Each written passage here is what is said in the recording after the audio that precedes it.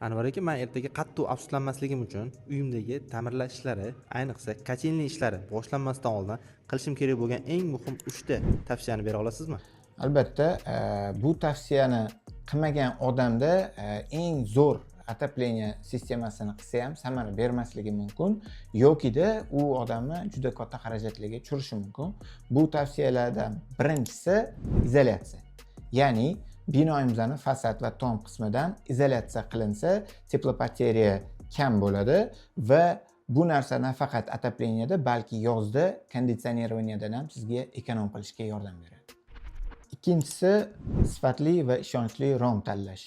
Bu bizga nima beradi desa, asosan issiqlik bizda rom tirqishlardan chiqib ketadi.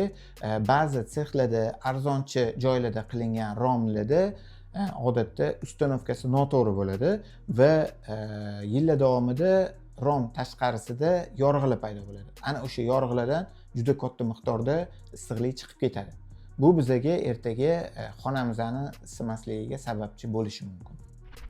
Uchinchi va eng asosiy tavsiya bu malakali va tajribali ustalarni yollash bo'ladi. Bu bilan siz o'z pulingizni va vaqtingizni tejab qolgan bo'lasiz. Ustani malakasini qayerdan bilsak bo'ladi? Albatta, uni qilgan ishlari, ya'ni portfoliyolaridan ko'rsak bo'ladi. Kerak bo'lsa, usta qilgan bino egalaridan nomerini olib, ulardan sistemasi qanchalik samarador ishlayotganini bilish bo'ladi. Xulosa qilib aytadigan bo'lsak, shu 3 ta tavsiyaga amal qilsangiz, siz qishda va yozda kommunal to'lovlarga ortiqcha xarajat qilmaysiz.